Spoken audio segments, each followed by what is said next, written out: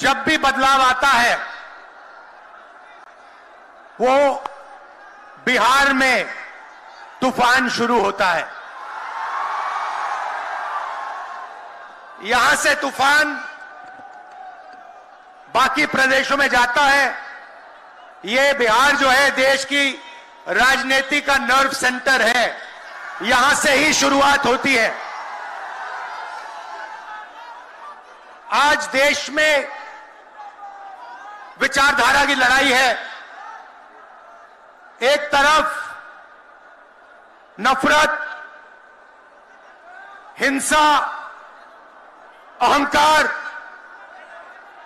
और दूसरी तरफ मोहब्बत, भाईचारा और एक दूसरे की इज्जत। जैसे मैंने यात्रा में कहा, अगर आप गठबंधन को समझना चाहते हो, एक लाइन में समझा जा सकता है, नफरत के बाजार में मोहब्बत की दुकान खोलते हैं हम।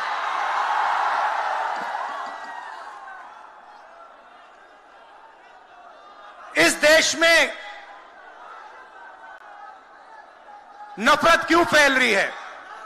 यह नफरत का देश नहीं है, आप सब जानते हो।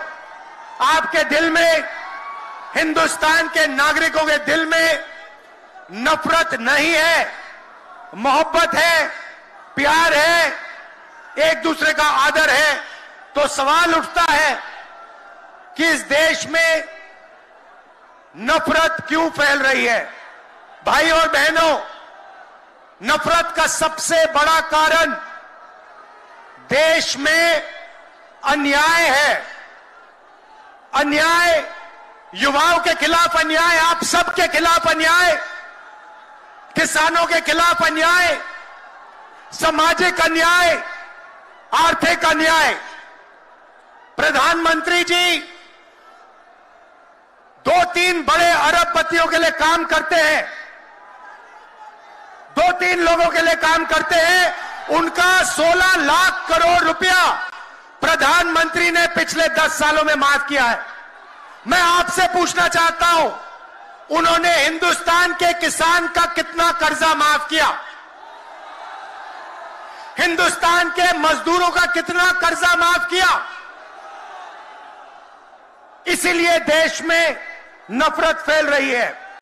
40 साल से सबसे ज्यादा बेरोजगारी आज हिंदुस्तान में है। क्यों? क्योंकि बीजेपी ने छोटे व्यापारियों को, किसानों को, स्मॉल और मीडियम वाले बिजनेसेस को नष्ट कर दिया है। एक तरफ नोटबंदी की, दूसरी तरफ जीएसटी लागू की। नतीजा यह हुआ, जो लोग इस देश को रोजगार देते हैं, छोटे बिजनेस वाले, स्मॉल और मीडियम बिजनेस वाले, उन सब का काम बंद हो गया। जहां भी देखो बड़े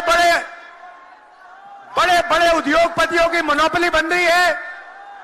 एक उद्योगपति के हाथ में हिंदुस्तान के सारे पोर्ट, एयरपोर्ट, इंफ्रास्ट्रक्चर, डिफेंस की इंडस्ट्री, सारी की सारी नरेंद्र मोदी जी ने एक उद्योगपति को पकड़ा दी। आप लोगों के लिए इस देश में कुछ नहीं बचा है। मैं आपसे सवाल पूछना चाहता हूं, इस देश में पिछड़ी जात के कितने लोग हैं? कितनी आबादी है पिछड़ी जात की? 50%। 50%। दलितों की कितनी आबादी है? 15%।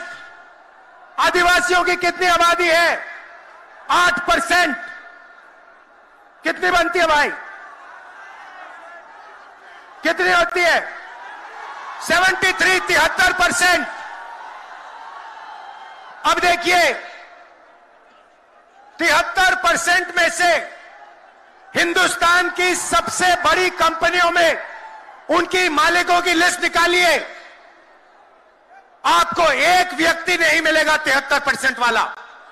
उसके बाद मीडिया के मालिकों की लिस्ट निकालिए, बड़े बड़े इनके जो पत्रकार हैं उनकी लिस्ट निकालिए, आपको 73% में से एक नहीं मिलने वाला है। उसके बाद प्राइवेट अस्पतालों के मालिकों की लिस्ट निकालिए, स्कूल और कॉलेज जो चलाते हैं, private school, private college, private university, उनकी लिस्ट निकालिए, उधर आपको 73% का कोई नहीं मिलेगा। उसके बाद जो हिंदुस्तान को 90 ब्यूरोक्रेट चलाते हैं आईएएस वाले, उनकी लिस्ट निकालिए, उधर आपको 3 पिछड़े वर्ग के लोग मिलेंगे, 3 दलित मिलेंगे और 1 आदिवासी मिलेगा। और अगर हिंदुस्तान की सरकार 100 रुपए खर्च करती है, बजट में अगर 100 रुपए खर्च होते हैं तो 73% की 6% की 6 रुपए की भागीदारी बनती है। तो ये जो 73% है और उसमें अगर आप जोड़ना चाहते हो तो गरीब जनरल कास्ट के लोगों को भी जोड़ लो। इनके लिए इस देश में कोई रास्ता नहीं बचा है। पहले क्या होता था?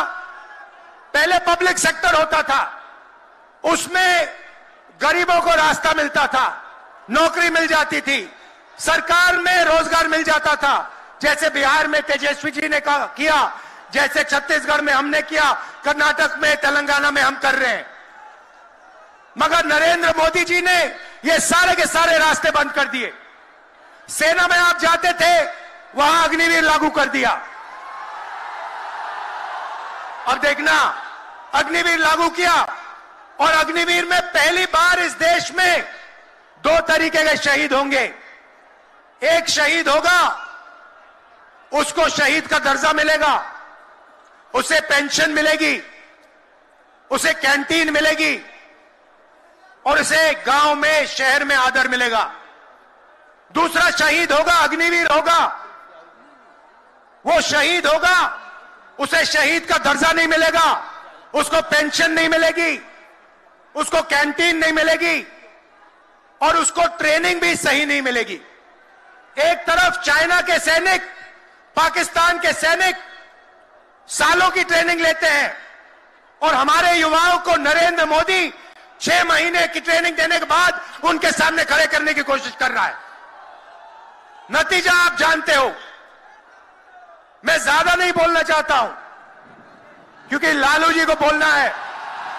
ये देखो, लालू जी को बोलना है, मगर मैं सिर्फ ये कहना चाहता हूं, बीजेपी के लोगों को गलतफहमी में नहीं होना चाहिए। हम लोग बीजेपी से, आरएसएस से नहीं डरते। हमें कोई फर्क नहीं पड़ता। हम देश के लिए लड़ते हैं, हम देश के लिए मरने के लिए तैयार हैं और हम बीजेपी को, आरएसएस को यहां से हटा के इंडिया की सरकार बनाकर दिखाएंगे। आप सबका दिल से बहुत बहुत धन्यवाद। नमस्कार, जय हिंद।